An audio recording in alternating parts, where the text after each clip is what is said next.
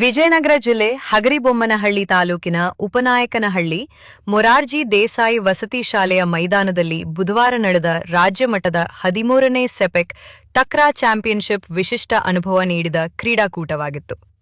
ಕೈಯಲ್ಲಿ ಚೆಂಡು ಒದೆಯುವ ವಾಲಿಬಾಲ್ ಆಟ ಎಲ್ಲರಿಗೂ ತಿಳಿದಿದೆ.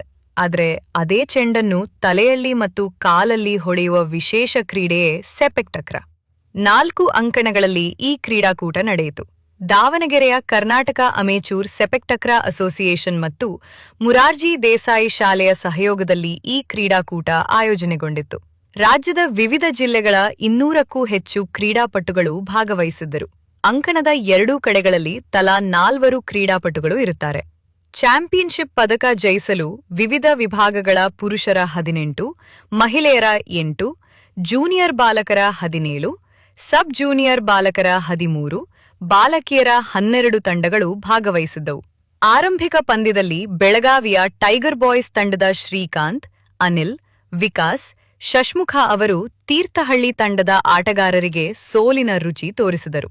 ನಾಕೌಟ್ ಹಂತದ ಆಟದಲ್ಲಿ ಎಲ್ಲ 4 ಆಟಗಾರರು summer shot, supply, TiECon, black ಮತ್ತು ಇಶ್ಯೂ ವಿಭಾಗದಲ್ಲಿ ಚಾಕಚಕ್ಯತೆ ತೋರಿ ಜಯದನಗೆ ಬೀರಿದರು. ಇವರೆಲ್ಲ ಆಟಕ್ಕೆ ಅಂಕಣದ ಸುತ್ತಲೂ ನೆರೆದಿದ್ದ ಕ್ರೀಡಾಪ್ರೇಮಿಗಳು ಚಪ್ಪಾಳೆಯ ಕರಾಡತನ ಮಾಡುವ ಬೆಂಬಲ ಸೂಚಿಸಿದರು.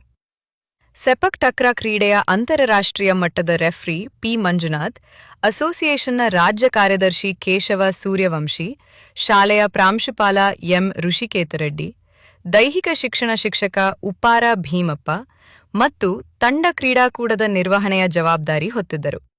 ಜಿಲ್ಲೆಯಲ್ಲಿ ಇದೇ ಮೊದಲ ಬಾರಿಗೆ ಈ ಸೆಪೆಕ್ ಟಕ್ರಾ ಕ್ರೀಡಾಕೂಟ ನಡೆದಿದೆ.